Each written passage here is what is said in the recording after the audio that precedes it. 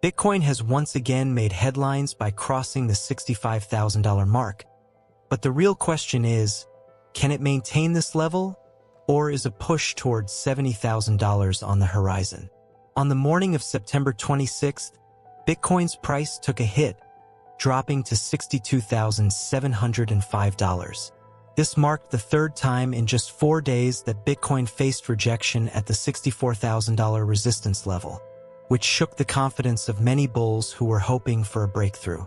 However, things quickly turned around when the U.S. stock market opened.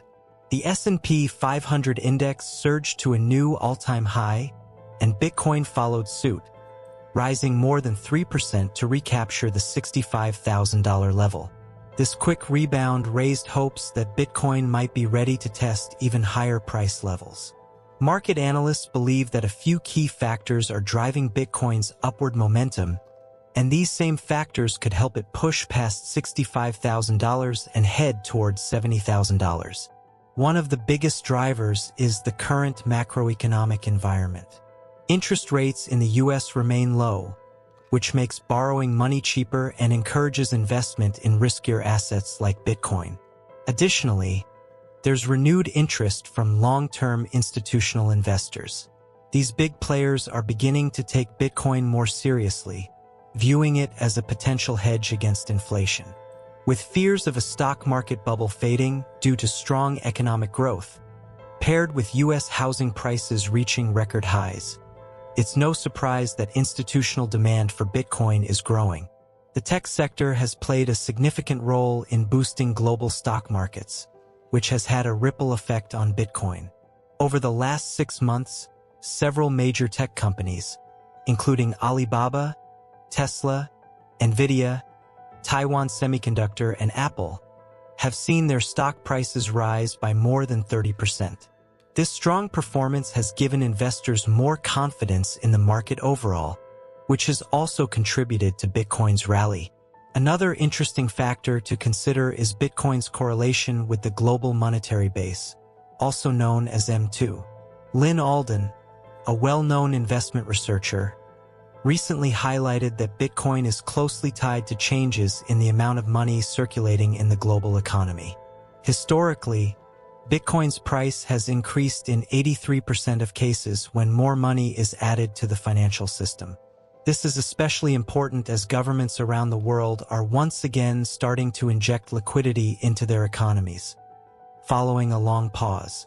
Stimulus measures that pump more money into the economy often lead to inflation, and Bitcoin is increasingly seen as a hedge against inflation, similar to gold in previous decades.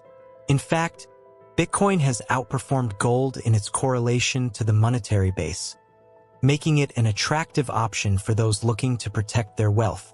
One of the most important developments supporting Bitcoin's recent rise is the influx of institutional money into Bitcoin ETFs. Over just 2 days, $242 million flowed into spot Bitcoin ETFs, which are financial products that allow investors to gain exposure to Bitcoin without actually buying and storing the cryptocurrency themselves.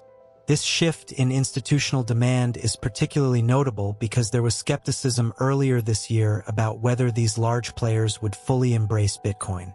For example, BlackRock's iShares Bitcoin Trust ETF, which launched in late August, saw only $5 million in inflows during its first few weeks. But now, it seems that sentiment is changing, and institutional investors are starting to see Bitcoin as a more stable and attractive investment. With Bitcoin back above $65,000, many are wondering what comes next. The factors pushing Bitcoin higher, strong macroeconomic trends, rising institutional demand, and a booming tech sector, could all continue to fuel its rise towards $70,000. However, it's important to remember that Bitcoin is still a volatile asset, and sudden price swings are always possible.